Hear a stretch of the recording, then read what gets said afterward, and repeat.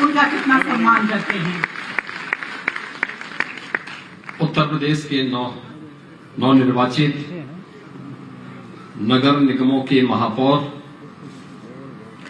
नगर पालिका परिषदों एवं नगर पंचायतों के अध्यक्षगण की इस एक दिवसीय कार्यशाला में उपस्थित प्रदेश के नगर विकास एवं ऊर्जा विभाग के मंत्री A.K. शर्मा जी, नगर विकास के राज्य मंत्री श्री राकेश राठौर जी, प्रदेश के मुख्य सचिव श्री दुर्गा शंकर मिश्र जी, प्रमुख सचिव नगर विकास श्री अमृत अभिजात जी, सेवानिवृत्त IAS श्री केशव वर्मा जी, प्रमुख सचिव मुख्यमंत्री कार्यालय श्री संजय प्रसाद जी, प्रदेश भर से नगर निकायों के सभी हमारे महापौर और अध्यक्षगण, सभी नगर आयुक्तगण, अधिशासी अधिकारीगण और उपस्थित भाइयों बहनों, आपके सफल निर्वाचन के उपरांत सामूहिक रूप से आप सबकी उपस्थिति प्रदेश की राजधानी लखनऊ में यहां पर हुई है। मैं सबसे पहले आप सबको और विभिन्न जनपदों में वर्चुअली जो पार्षदगण जुड़े हुए हैं उन सबको निर्वाचन की हृदय से बधाई देता हूं और एक सफल कार्यकाल के लिए अपनी शुभकामनाएं भी देता हूं। मेरे लिए अत्यंत प्रसन्नता का विषय है कि देश के सबसे बड़ी आबादी के राज्य में सबसे अधिक नगर निकाय हैं। 762 नगर निकाय हैं, जिनमें 17 नगर निगम, 200 नगर पालिकाएं और 545 नगर पंचायतें हैं। इन 762 में चुनाव होना था। बहुत सारे लोगों ने प्रयास किया कि चुनाव टल जाए, चुनाव में व्यवधान पैदा करने का प्रयास किया, न्यायालयों का सहारा लिया, लेकिन हमारे नगर विकास की टीम पूरी मजबूती के साथ डटी रही, एक एक मुद्दे का निस्तारण करती रही। पहली बार प्रदेश के अंदर नगर निकाय के चुनाव ओबीसी कमीशन की रिपोर्ट को लागू करते हुए संपन्न हुए और जिसका परिणाम था कि आप सब यहां पर विजयी होकर के आए हैं, या जनपदों में हमारे पार्षदगण विजयी होकर के आए हैं। इतना निष्पक्ष और शांतिपूर्ण चुनाव लोगों की कल्पना के बाहर है। एक भी घटना नहीं घटित हुई। चुनाव कब और कैसे हो गया कोई पता ही नहीं था। पहले लोग बोलते थे कि उत्तर प्रदेश के इस चुनाव को इसको हम लोगों ने 35 दिन से कम समय में पूरा चुनाव संपन्न किया। राज्य निर्वाचन आयोग जब चुनाव कराने जा रहा था तो उन्होंने सरकार के सामने प्रस्ताव भेजा कि कम से कम 4 चरणों में चुनाव होना चाहिए। हमने कभी 4 चरणों में चुनाव का मतलब 2 महीने लगेंगे, इसका मतलब 2 महीने तक कोई भी कार्य प्रदेश में नहीं होगा। तो उन्होंने कहा इससे कम में हम करा ही नहीं सकते, इतना बड़ा चुनाव है। 4 करोड़ 32 लाख मतदाता हैं, 6.5 से 7 करोड़ की आबादी निवास करती है नगर निकायों में, कैसे हो पाएगा चुनाव? तो हमने कहा भी आप 1 चरण में कर लीजिए। उन्होंने कहा संकट होगा। अरे हमने कहा संकट नहीं होगा, पुलिस फोर्स हम उपलब्ध करवा देंगे, कोई समस्या नहीं आएगी। उन्होंने कहा नहीं, 1 नहीं, कम से कम 3 में। मैंने कहा 3 में नहीं, फिर 2 में आप करवाइए।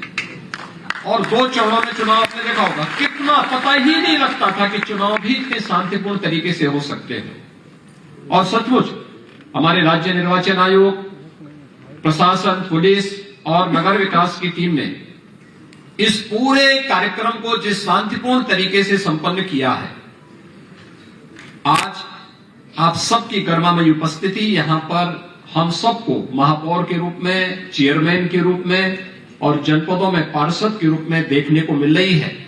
मुझे अत्यंत प्रसन्नता है कि आम जनमानस की भावनाओं का प्रतिनिधित्व करने वाले, नगरीय क्षेत्र का प्रतिनिधित्व करने वाले आप सभी माननीयों का मैं उत्तर प्रदेश की राजधानी लखनऊ में हृदय से अभिनंदन करता हूं और अपनी इस पूरी टीम को, जिन्होंने सकुशल इस पूरे चुनाव को संपन्न कराने में अपना योगदान किया है, इनको मैं हृदय से धन्यवाद भी देता हूं और एक कार्य की अपनी कुशलता को सफलता की नई मंजिल तक पहुंचाने के लिए उन्हें हृदय से बधाई भी देता हूं। हम सब जानते हैं आदरणीय प्रधानमंत्री जी की देश के प्रति जो विजन है वह सबके सामने है। आज प्रधानमंत्री मोदी जी एक वैश्विक नेता के रूप में उभरे हैं। दुनिया किसी भी संकट के समय आशा भरी निगाहों से उनकी ओर देखती है। उनका नेतृत्व भारत की 140 करोड़ नागरिकों के जीवन में व्यापक परिवर्तन का तो कारण बन ही रहा है।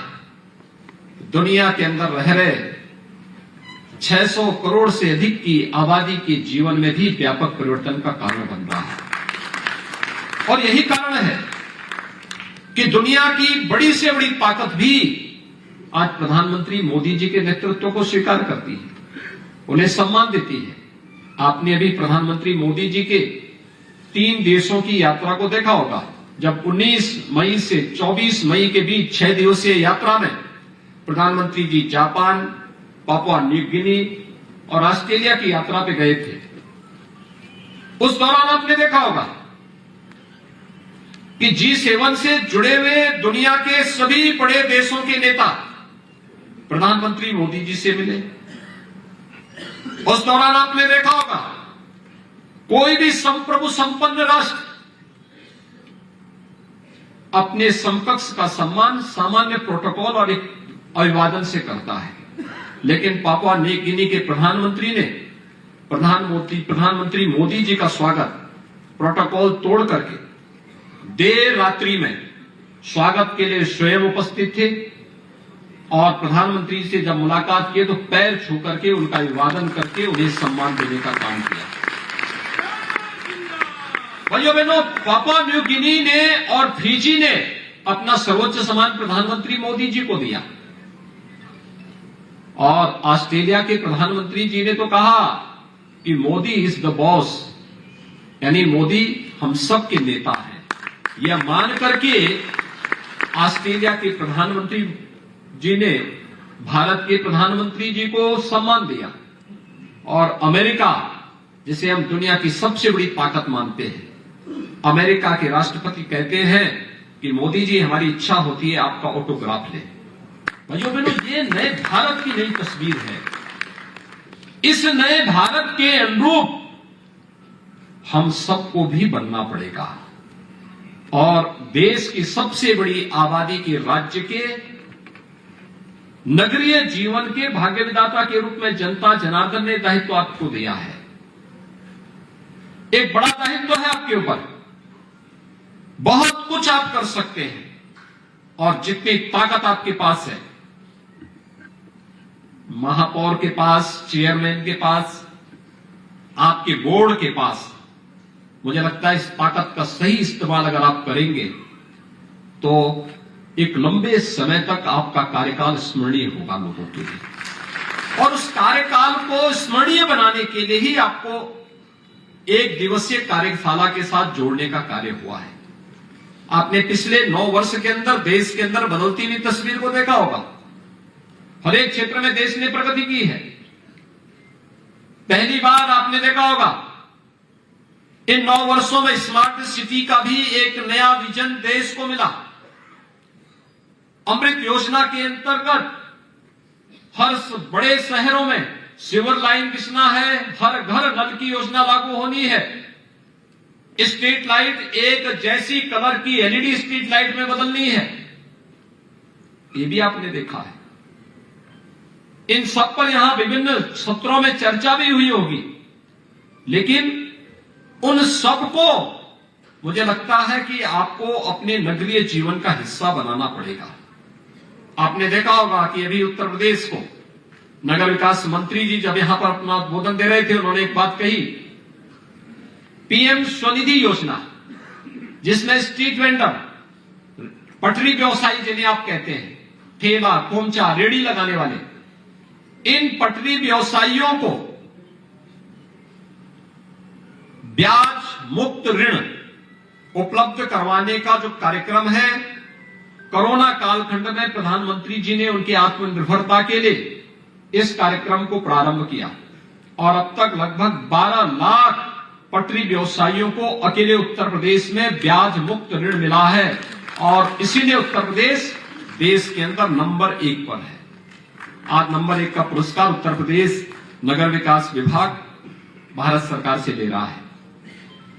प्रधानमंत्री आवास योजना में 12 लाख से अधिक तो मकान बन चुके हैं, लेकिन हम लोगों ने अब तक जो मकान दिए हैं 17.5 लाख गरीबों को एक एक मकान दिया है नगरीय क्षेत्र में, और अगर ग्रामीण क्षेत्र भी इसमें जोड़ेंगे तो पिछले 6 वर्ष के अंदर उत्तर प्रदेश के अंदर 54 लाख गरीबों को एक एक आवास उपलब्ध हुआ है। 54 लाख गरीबों को। आप सोचिए 2017 के पहले उत्तर प्रदेश के अंदर नगरीय क्षेत्र में जो स्ट्रीट लाइट हुआ करती थी कैसे बेतरतीब होती थी। तो ठीक है, उसमें बहुत सारी जगह बिजली नहीं आती थी तो लाइट का कोई मतलब ही नहीं होता था, लेकिन जब 17 के बाद बिजली आने लग गई तो हम देखते थे कोई नीली है, कोई पीली है, कोई हरी है, कोई लाल है, कोई जलती थी, कोई नहीं जलती थी, कोई अचानक बिजली आई तो जैसे बिजली का एक झटका लगा उसी में जलती हुई अन्य लाइटों को भी बंद कर देती थी। आज ऐसा नहीं है। आज तो किसी भी नगर में आप जाएंगे, अब तो नगर ही नहीं, अब तो गांव में भी आप जाएंगे, जो नए नगर पंचायतें बनी होंगी वो किसी बड़ी ग्राम पंचायत को बना करके ही हम लोगों ने नई नगर पंचायत बनी है। वहां भी आप जाके देखेंगे तो एलईडी स्ट्रीट लाइट आपको दिखाई देगी, एक जैसी कलर की दुधिया कलर से चमकती हुई लाइट उस पूरे नगर की शोभा को बढ़ाती है। वह शोभा केवल उस नगर की नहीं बढ़ती है, उस नगर के नागरिकों की भी बढ़ती है। और दूसरा उसका लाभ क्या है, जब हम हेलोजन लगाते थे, बेतरतीब लाइट लगाते थे, वह लाइट बिजली ज्यादा खर्च करती थी, साथ साथ कार्बन उत्सर्जन भी करती थी, पॉल्यूशन होता था, एक वायु प्रदूषण। उस पॉल्यूशन, आप किसी हेलोजन वाले स्थान पर रात्रि भर जो जल रहा हो और उसके नीचे थोड़ा आप खड़े हो जाइए एक समय, जब वो 3-4 घंटे जले और उसके बाद उसके नीचे आएंगे तो बहुत वैसी स्मेल आती है। यानी आज कुछ देर आप वहां खड़े हो जाएंगे, ज्यादा देर खड़े हो जाएंगे, आपको लगेगा मुझे झटका आ जाएगा, यानी आपको चक्कर आने लग जाएंगे। यानी एक प्रकार का गैस उत्सर्जित होता है और वह प्रदूषण का कारण है। एलईडी स्ट्रीट लाइट कार्बन उत्सर्जन को न्यूनतम स्तर पर ले जाने का कार्य करता है, बिजली की बचत भी होती है। और ये जो एलईडी स्ट्रीट लाइट हम लोगों ने नगरीय क्षेत्र में लगाए, इन नगरीय क्षेत्रों में जितनी भी एलईडी स्ट्रीट लाइट लगाए, इसमें नगर विकास ने एक भी पैसा खर्च नहीं किया, बल्कि हेलोजन को उतार करके एलईडी स्ट्रीट लाइट लगाई। 5 साल का रख रखाव की जिम्मेदारी भी उन कार्यदायी संस्था को दिया और कहा कि आपको पैसा वही मिलेगा जो इसके कारण बिजली की बचत होगी, उसी से आप पैसा कमाएंगे, उसके अतिरिक्त कोई पैसा नगर विकास नहीं देगा। भाइयों बहनों, देखो आपने देखा होगा ना कि आम के आम और गुठली के भी दाम हो गए, पैसा भी नहीं लगा, नगर अच्छा भी हो गया, प्रदूषण से मुक्ति भी हो गई और साथ साथ फ्री में आपकी एलईडी स्ट्रीट लाइट पूरे नगरीय क्षेत्र में हर जगह जगमगाती हुई दिखाई दे रही है। यह कार्य नगर विकास ने प्रारंभ किया और आज नगरीय विकास और अच्छा दिखाई देता है। आपने देखा होगा दूसरा, प्लास्टिक के खिलाफ अभियान।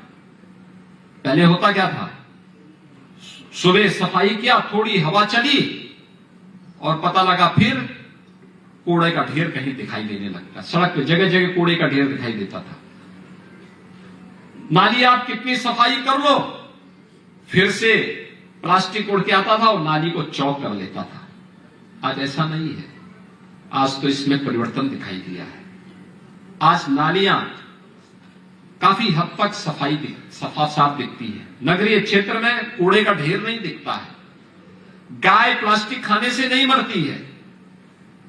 जिन नगर निकायों ने प्रभावी क्रियान्वयन किया है, वहां पर स्वच्छता भी उतनी अच्छे ढंग से दिखाई देती है।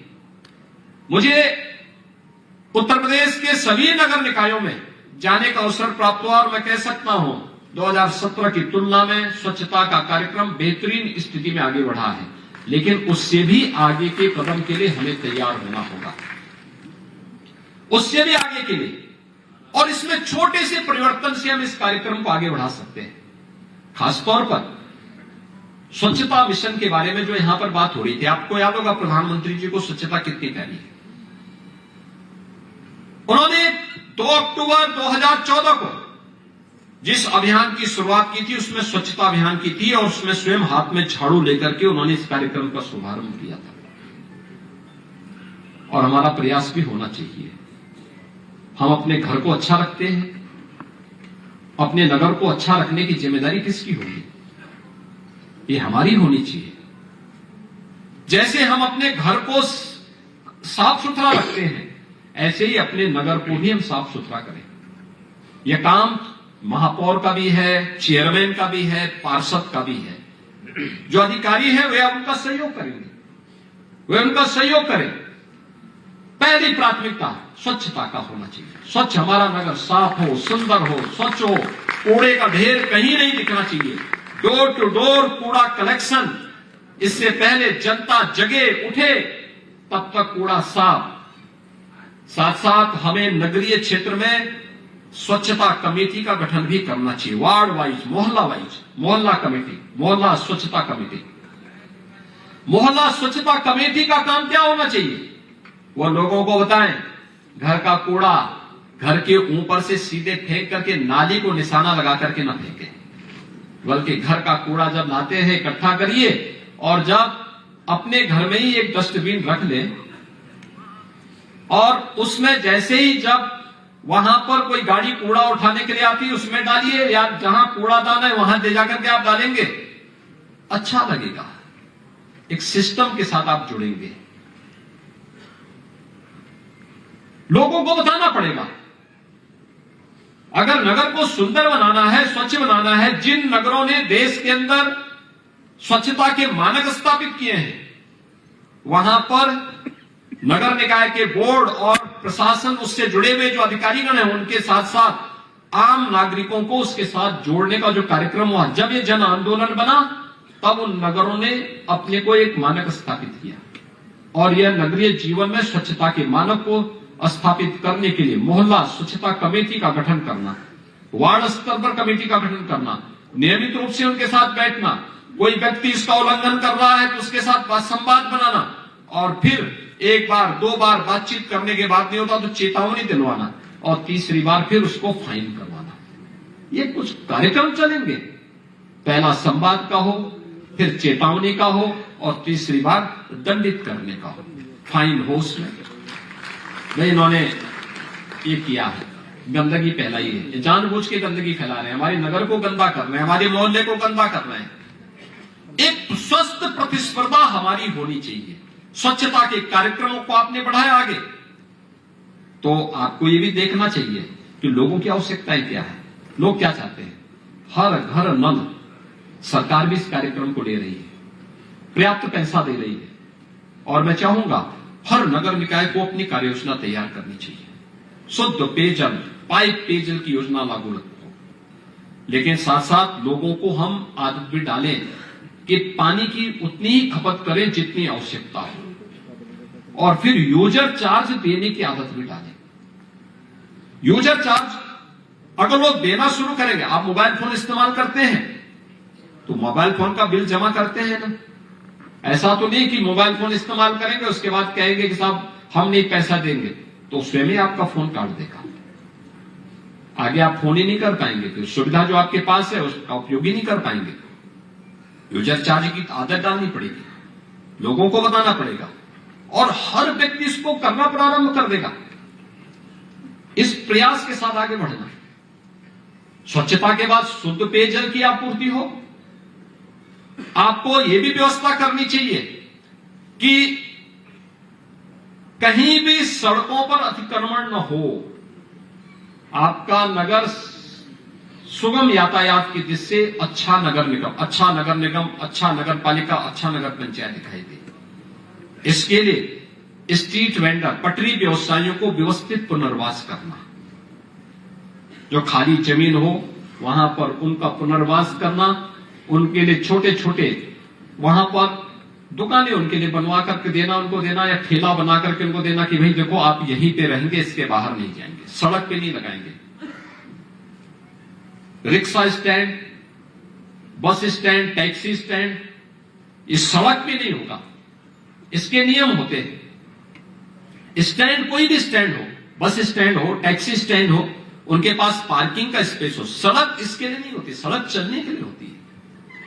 सड़क जब आपकी यहां सुगमता से चलने के लिए होगी तो आपको भी अच्छा लगेगा, कोई जाम में नहीं फंसेगा, लोगों के पास अच्छे मैसेज होंगे, गंदगी भी नहीं होगी, लोगों के अच्छे मैसेज होंगे। लोग कहेंगे अच्छा, इतनी अच्छी, इतनी सुंदर नगर निगम, इतना अच्छा नगर पालिका, इतनी अच्छा नगर निकाय, नगर पंचायत, लोग आपके बारे में अच्छी धारणा बनाएंगे। स्ट्रीट लाइट शाम को चेक करना, स्ट्रीट लाइट जल रही कि नहीं जल रही है।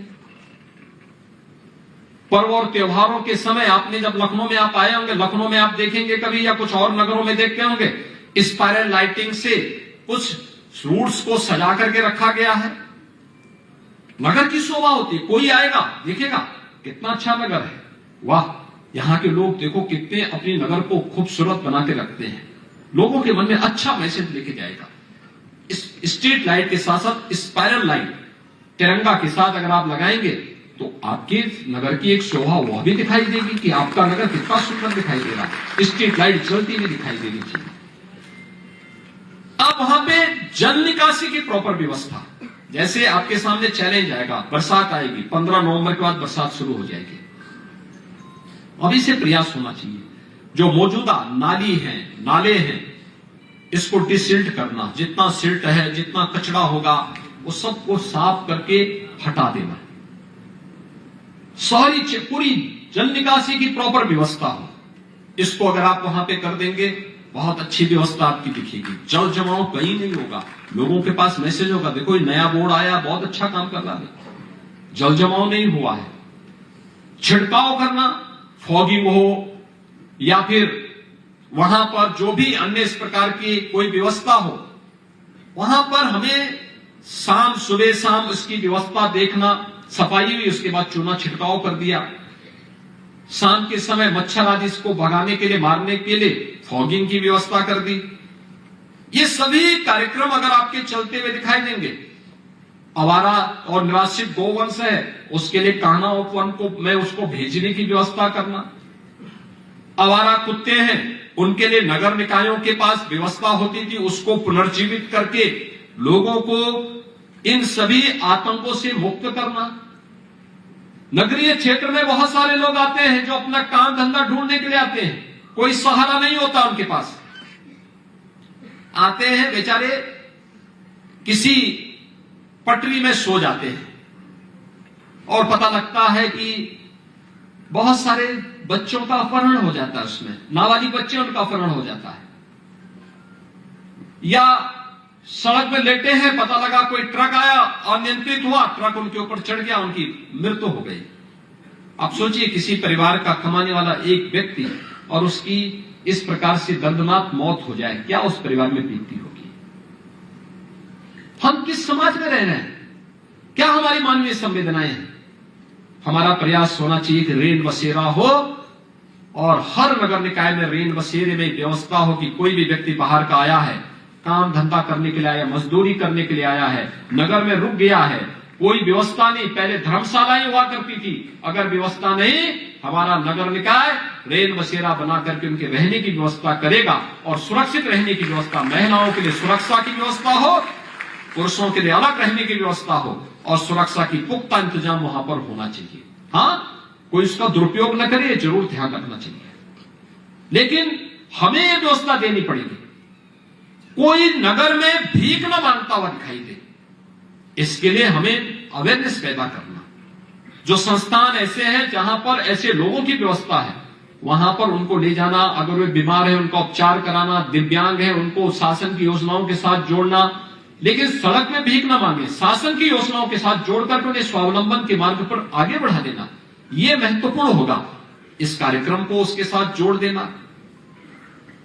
ये जो नए क्षेत्र नगर निकाय में आती आए हैं या जो हमारे नए नगर निकाय बने हैं, इन नए क्षेत्रों के विकास के लिए भी पैसा उपलब्ध कराया गया, उस पैसे का सही उपयोग हो। हमारा प्रयास होना चाहिए, आपके पास नगर निकाय के पास जमीन होती है, उस जमीन का कोई अपने नाम पे आवंटन न कराए, उस जमीन पे कोई गलत व्यक्ति कब्जा न करने पाए, उस जमीन पे कोई जबरदस्ती कब्जा करके उसका दुरुपयोग न करने पाए।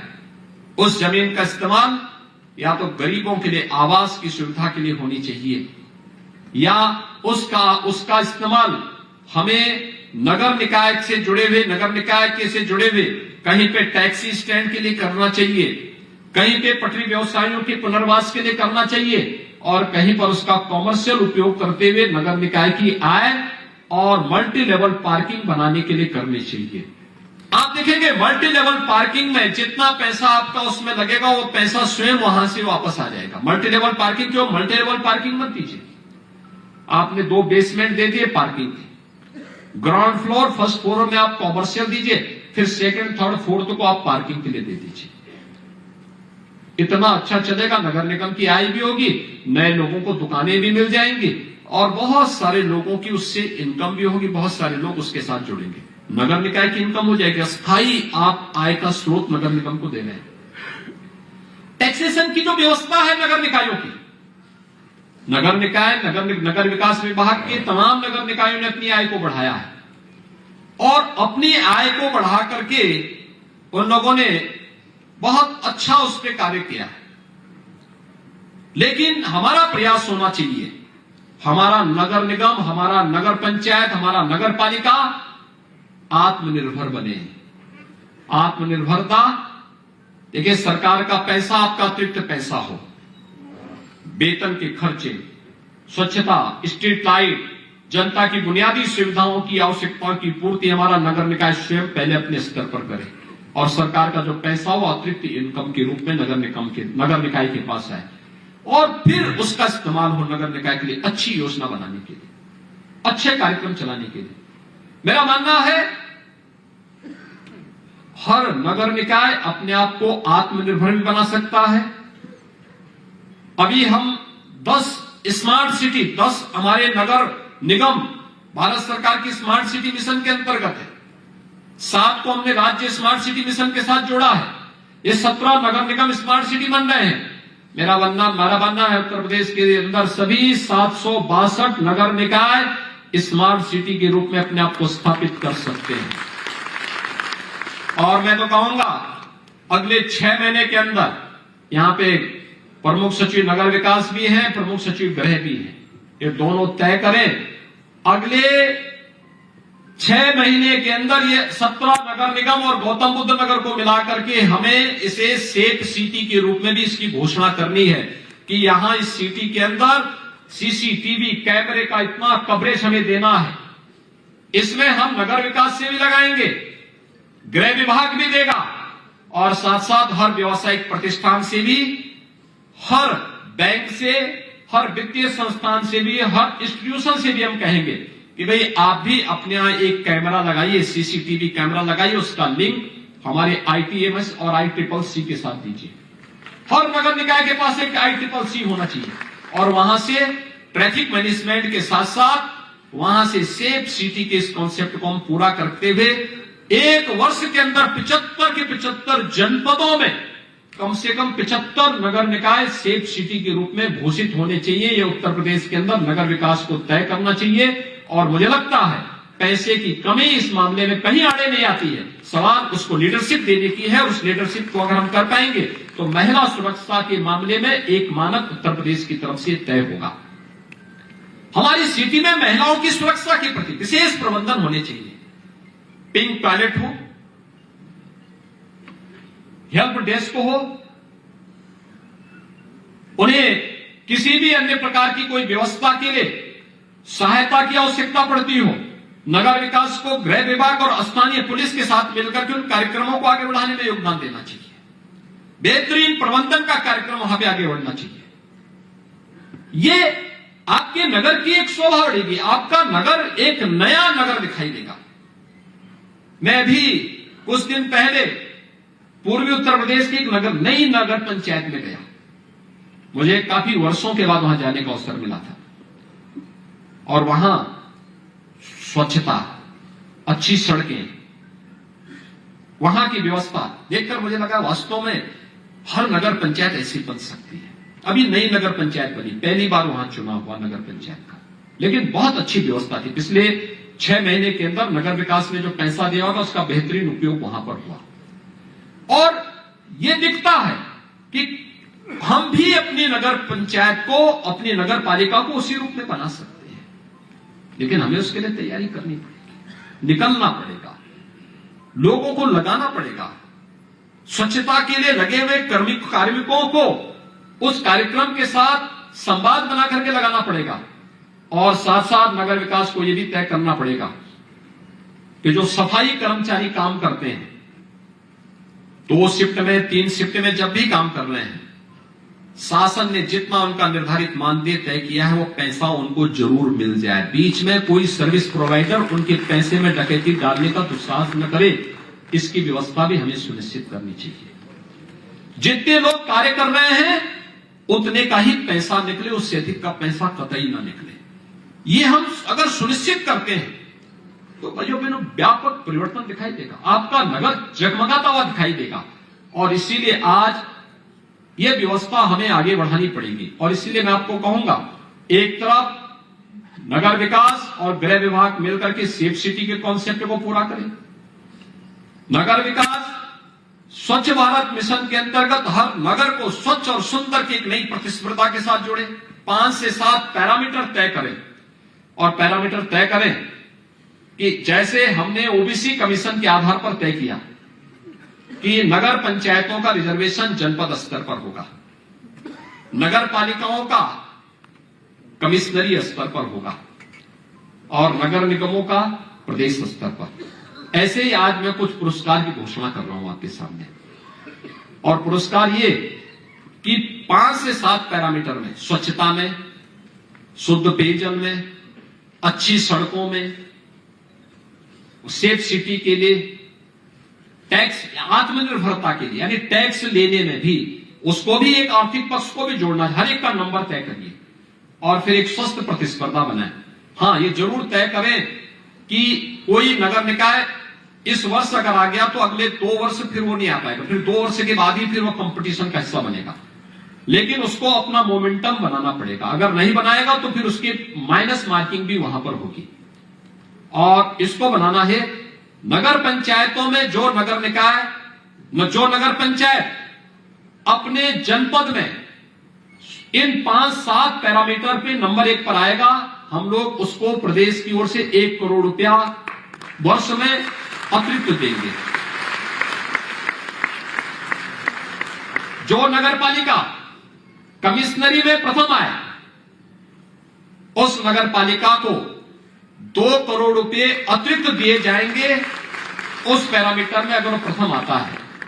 और जो नगर निगम प्रथम आएगा, देखिए उसके चेयरमैन का भी और उसके चाहे वह नगर आयुक्त तो हो चाहे साथी अधिकारी हो, उनको यहां एक समारोह में सम्मानित भी किया जाएगा।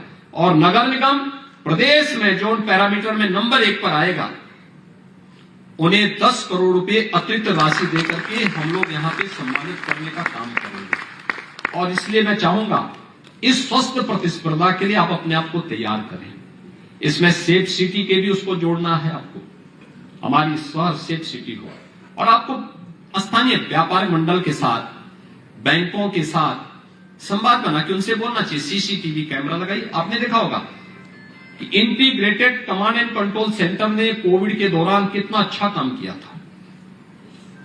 आज आप इसका उपयोग ट्रैफिक मैनेजमेंट के लिए भी कर सकते हैं, स्वच्छता की निगरानी के लिए भी कर सकते हैं, मॉर्निंग वॉक पर जाने वाले लोगों की सुरक्षा के लिए भी कर सकते हैं, और साथ साथ कहीं कोई छिनैती डकैती करने की नियत से आया है तो इसकी निगरानी के लिए भी कर सकते हैं। यानी बेहतरीन उपाय। एक कैमरा आपको सुरक्षा की गारंटी देगा, व्यवस्था देगा, एक सिस्टम के साथ जोड़ेगा। ये सभी कार्यक्रम अगर हम आगे बढ़ा लेते हैं तो भाइयों बहनों, आपको आने वाले समय में आपका कार्यकाल एक स्मरणीय कार्यकाल होगा। महत्वपूर्ण ये नहीं होता कि कितने लंबे समय तक कार्य किया है, महत्वपूर्ण ये होता है जो भी कार्यकाल मिला है उस कार्यकाल के दौरान व्यक्ति पूरी मजबूती के साथ, पूरी ताकत के साथ, अपनी पूरी प्रतिभा और पूरी ऊर्जा को उस कार्य के साथ लगा करके उसने अपने आप को साबित किया है, और इसको साबित करने का अवसर जनता जनार्दन ने आपको दिया है, उत्तर प्रदेश की जनता ने आपको दिया है।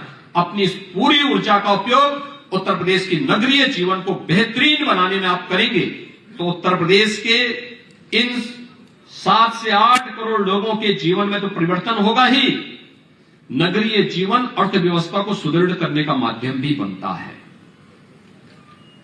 जो कुछ पैरामीटर हैं जो अर्थव्यवस्था को एक मजबूती प्रदान करते हैं, उसमें से एक नगरीय जीवन भी है, नगरीय विस्तार भी है।